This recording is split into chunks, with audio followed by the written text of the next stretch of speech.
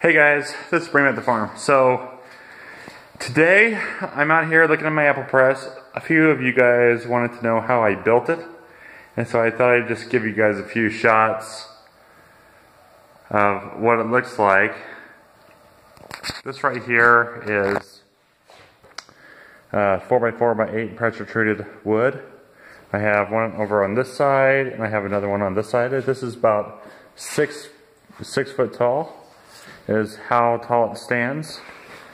It is roughly, probably 3 feet wide. This is 2x4 and 2x4. You can see there's a gap, so I can run this, which is the press piece that presses into the bucket. Let's see. Then I have 2 foot. This is 2 foot tall, and I have one on this side, and I have one on this side, on either side of the tall piece of 4x4x8, or 4x4x6 in this case. And then I have some more right here that is just there to kind of stabilize the press. This in total was about, I think it was 4. I think I used 4. Well, let's see. 1, 2, 3, 4. Yeah, I used 4 pieces, 4 4x4x8s, pressure treated lumber. This right here is also 4x4x8, and it goes all the way across. And it sits right on top of this. All I did was I screwed it in with some deck screws into this, and also right here into this piece too, going in. And so this is not going anywhere. It's pretty stable. I took a piece of scrap plywood and just placed it on top. But that is how I built it. It's not pretty, but it works. I mean, it does the job fine. Down here at the bottom, we should notice that I put these 6-inch lag bolts in there. And I put 6 of those on that side. And I put the same thing over on this side too, going straight into the 4x4x8s to just combine it all. You probably don't need to do as much as I did there. There's probably a cheaper way to go about doing that too. But that's what I did. I was in a hurry when I built this, so I just kind of pieced it together with what I had on hand, and it worked out fine. This is 2x8 right here. It's 2x8. Just goes across. I've drilled a hole through the middle. I made sure I was at least 1 inch in and about 2 inches up from the bottom here, because I figured that's where this piece of board would be strongest. And so you can see the other side, there it is. I didn't put any washer in or anything like that. So that holds the top plate. This top plate is what gets a lot of the pressure from the press as it presses downward as I put my car jack. So I can show you. This is what the underside looks like right there. I put another piece of 4x4x8, a scrap piece in between, screwed it in on both sides, so on this side and on this side. And what I did was, that helps to establish something that I could drill into for my car jack that I put upside down. I just attach it to this plate here on the end. It goes in that way, and then I have another one that goes in that way. And so that's what I do there. And that is, let's see, I think that's about it. There's not much more to it. I mean, these are 2 foot tall, and they're all just kind of connected together. I used a 4-gallon bucket that I got from the store.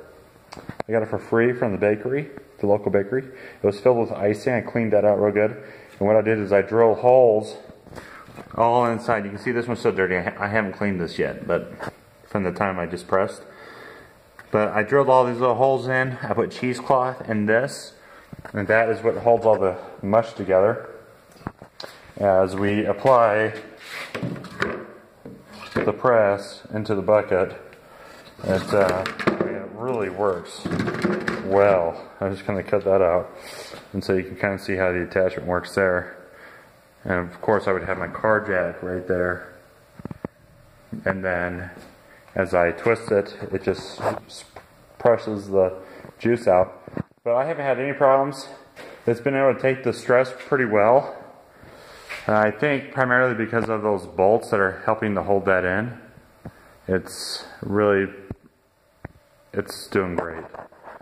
So that's it. I am going to rebuild a new press. I'm going to build a new press this summer, probably, because this one, I mean, it's nice.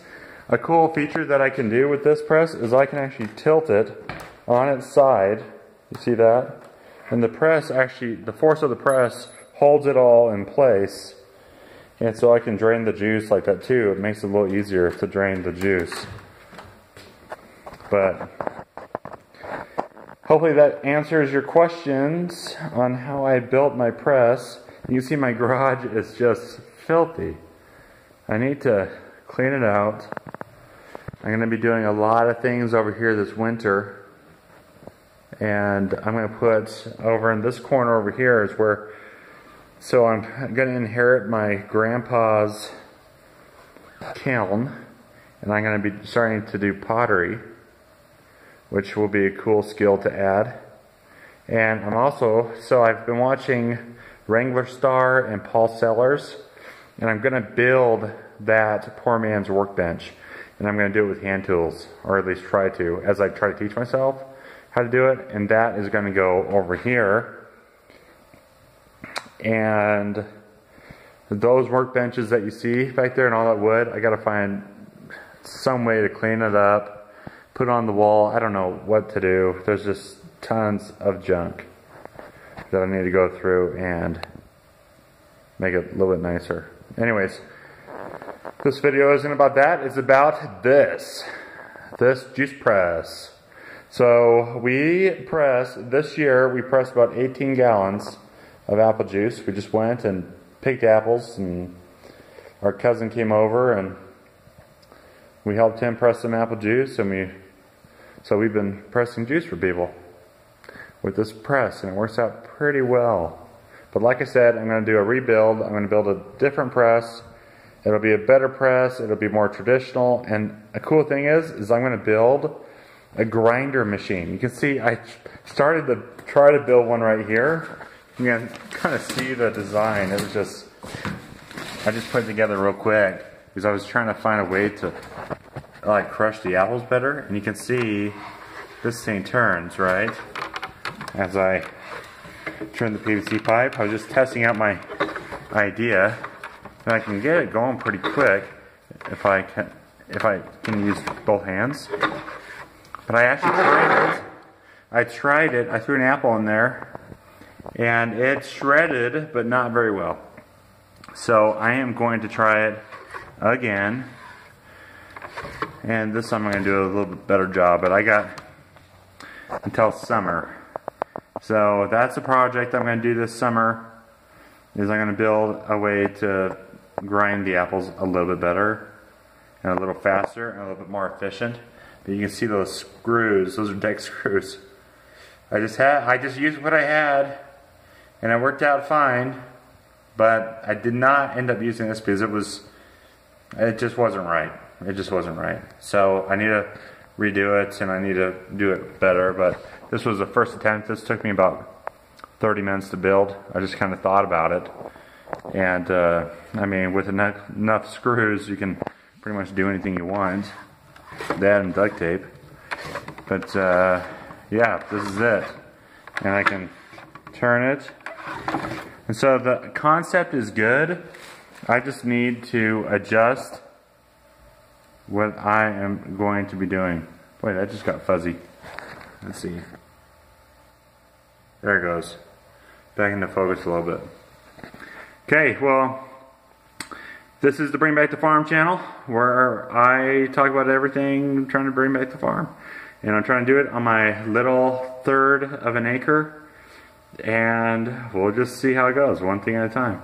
But thanks for watching, and I'll look out for more comments. If you guys want to see different types of videos, or have me try something new, like, I'm totally cool with that. And I am one to try it. Like, I will try it, and I'll put the resources behind trying it, if you guys are curious about trying to do something else. So let's do it. We can do it together. Thanks for watching. Let's Bring Back the Farm.